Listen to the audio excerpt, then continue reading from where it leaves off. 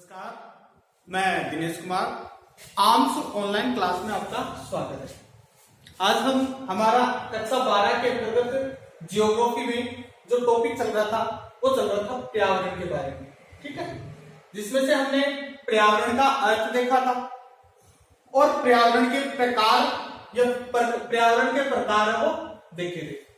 आज हम उन्हीं पर्यावरण के प्रकारों में से एक पॉइंट लेके आए हैं, वो है वायु प्रदूषण।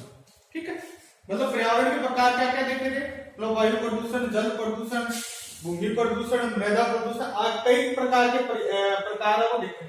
उसमें से हम आज वायु प्रदूषण के बारे में जानकारी है वो प्राप्त करेंगे। तो देखो, वायु प्रदूषण है वो समस्त जीव जगत के लिए, समस्त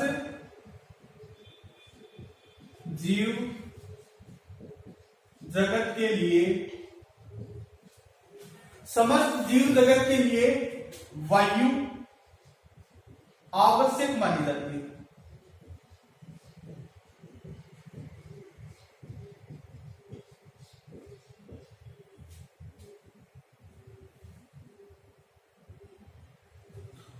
आवश्यक मानी जाती है और उसके बिना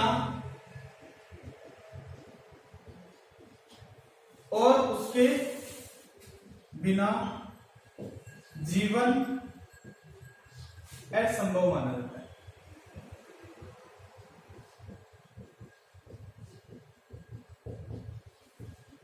ठीक है, देखो, वायु प्रदूषण के अंतर्गत देखा जाए तो समस्त जीव जगत के लिए वायु है वो क्या मानी जाती है, आवश्यक है वो मानी जाती है। उसके बिना है वो जीवन है वो असंभव या फिर अस्त व्यस्त है वो माना जाता है। वायुमंडल में विद्यमान सभी प्रकार की गैसें भी पाई जाती है। अगर गैसों के रूप में देखा जाए तो वायुमंडल के अंतर्गत जैसे मतलब नाइट्रोजन का है आपका, नाइट्रोजन 78% के लगभग है वो नाइट्रोजन मिलती है। उसी के अनुसार अगर हम ऑक्सीजन देखें, ऑक्सीजन गैसें हैं वो आपकी 21% के लगभग है वो मिलती है।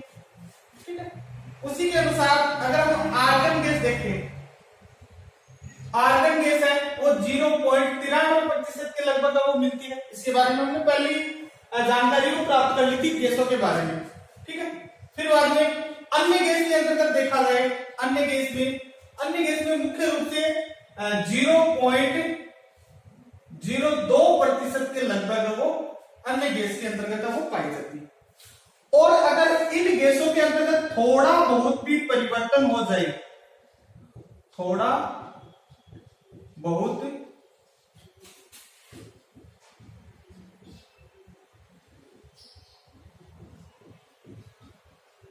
अगर इन गैसों के अंतर्गत थोड़ा बहुत भी परिवर्तन हो जाए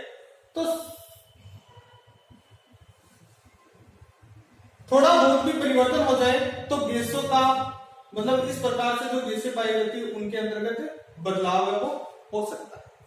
मान लो, और अगर इसके अंतर्गत एक कार्बन डाइऑक्साइड गैस है वो 0.03% के लगभग है वो मानी जाती है। कार्बन का देखा जाए तो वो 0.03% के लगभग है वो मानी जाती है और अन्य गैस के अंतर्गत 0.2% की। और अगर इस अनुपात में थोड़ा भी परिवर्तन हो जाए तो वायुमंडल की संपूर्ण अर्थव्यवस्था को प्रभावित है वो कर सकती है।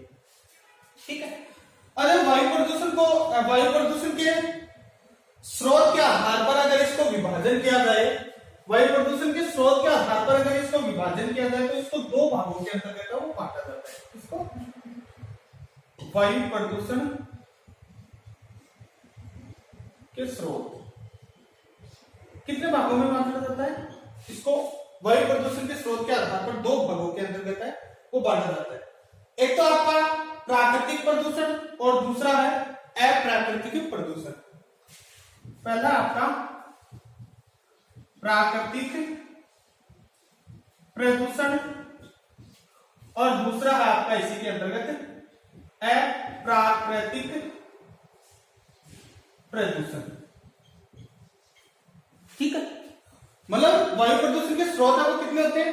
वायु प्रदूषण के स्रोत है मुख्य रूप से दो प्रकार के होते हैं, या फिर इसको दो भागों के अंतर्गत वो बांटा गया है। पहला है प्राकृतिक, दूसरा है अप्राकृतिक। अगर प्राकृतिक के अंतर्गत देखा जाए तो प्राकृतिक में है, जैसे मान लो यह प्रकृति की देन है वो मानी जाती है। मतलब वायु प्रदूषण है वो प्राकृतिक, प्रकृति के द्वारा भी होता है और मानव के द्वारा, दोनों के द्वारा होता है। ठीक है, जो प्रकृति से होता है उसको प्राकृतिक देन माना जाता है, और जो मानव के द्वारा होता है उसको मानवीय देन माना जाता है। ठीक, तो देखो प्राकृतिक देन है वो प्रकृति की देन है वो मानी जाती है। मतलब प्राकृतिक प्रदूषण है वो किसकी मानी जाती है? प्रकृति की देन मानी जाती है। प्रकृति की देन है वो मानी जाती है प्राकृतिक प्रदूषण। और इसी के अनुसार अगर आगे देखा जाए तो जैसे मान लो कुछ उदाहरण के रूप में, जैसे ज्वालामुखी उद्गार, ज्वालामुखी उद्गार के द्वारा जो मतलब धरातल को जो लावा निकलता है उसके द्वारा भी क्या होता है? वायु प्रदूषण है वो होता है।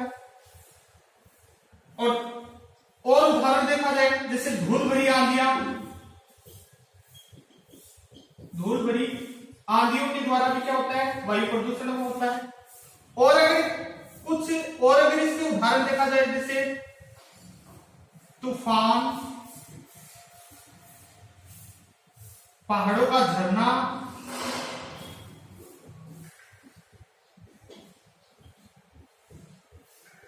दावानल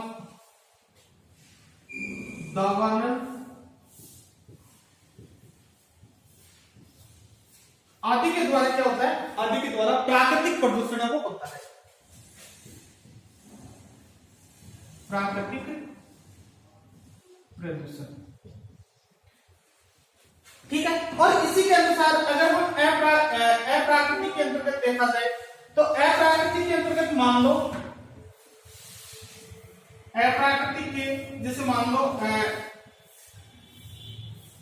और इसके अंतर्गत अप्राकृतिक के अंतर्गत तो वायु प्रदूषण करने का सबसे बड़ा स्रोत किसको माना जाता है? वायु प्रदूषण का सबसे बड़ा स्रोत है वो मानव को माना जाता है। ठीक है, तो मानव के द्वारा देखो क्या क्या किस प्रकार से वायु प्रदूषण होता है। देखो घरों में जलने वाला ईंधन,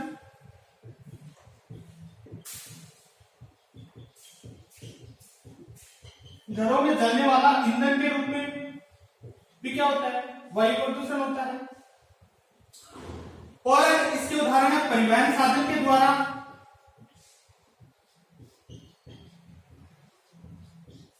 धूम्रपान, रसायनों का उपयोग,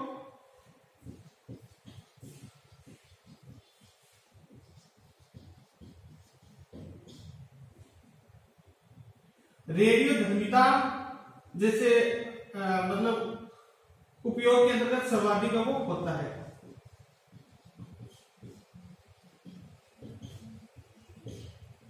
मानव के द्वारा तो कई तरीके से वायु प्रदूषण वो हो सकता है। देखो एक बार दोबारा बता देता हूं।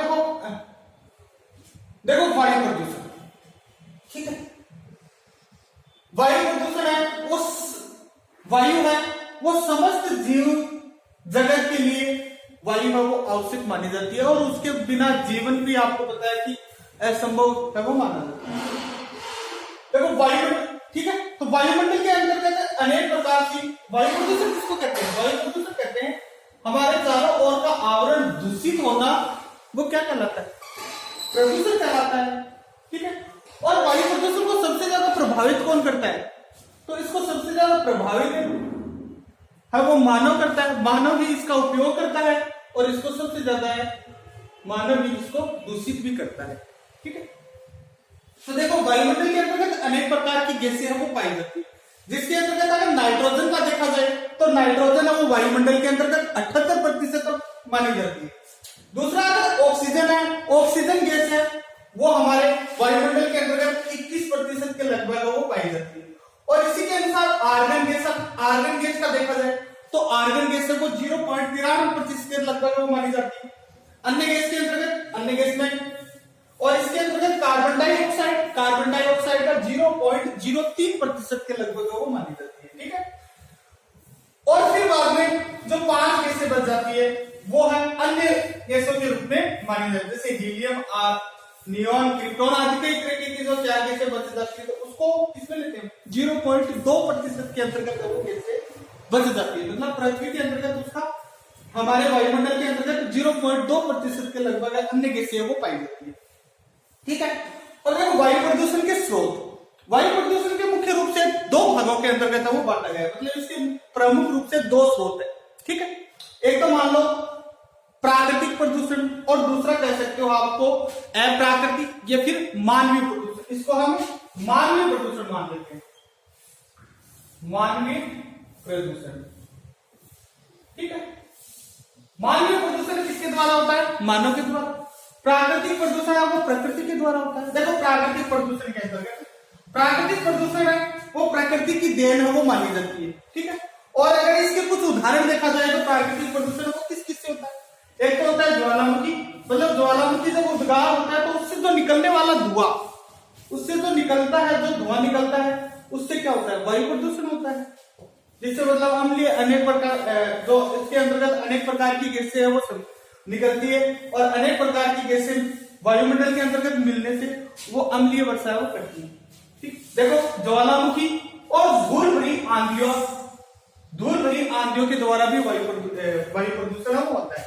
तूफानों के द्वारा, पहाड़ों का झरनों के द्वारा, दावानगर का मतलब होता है अग्नि के द्वारा, अग्नि के द्वारा भी क्या होता है? वायु प्रदूषण होता है। और एक प्राकृतिक प्रदूषण जो किसकी देन मानी जाती है? ये प्रकृति की देन है, वो मानी जाती है। इसी के अनुसार अगर हम मानवीय प्रदूषण या फिर अप्राकृतिक प्रदूषण के अंतर्गत देखा जाए तो जैसे मतलब घरों में जलने वाले ईंधन के द्वारा भी सबसे ज्यादा घरों के अंदर जो ईंधन जलाते हैं उसके द्वारा भी क्या होता है? उसके द्वारा भी है वो वायु प्रदूषण वो होता है, ये मानव के द्वारा है वो किया जाता है। फिर बात है जैसे परिवहन के साधन का भी, परिवहन के साधनों के द्वारा भी क्या होता है? परिवहन के साधनों के द्वारा भी वायु प्रदूषण वो होता है। फिर बाद में जैसे धूम्रपान, उसके द्वारा भी होता है। रसायनों का उपयोग, जैसे मतलब जो दवाइयां वगैरह काम में लेते हैं, या फिर जो खेतों के अंदर जो दवाइयां छिड़कते हैं उसके द्वारा भी क्या होता है? वायु प्रदूषण होता है। या फिर मिट्टी का प्रदूषण वो मान लेते हैं। फिर बाद में देखो रेडियो धर्मिता या फिर रेडियो तरंगों के द्वारा भी क्या होता है? वायु प्रदूषण वो होता है। ठीक है, तो ये इस प्रकार से मानव के द्वारा वो वायु प्रदूषण को किया जाता है। ठीक है, तो आज के लिए इतना ही, वायु प्रदूषण के बारे में इतना ही। मिलते हैं हम कुछ नेक्स्ट टॉपिक के साथ, तब तक के लिए जय हिंद, जय भारत।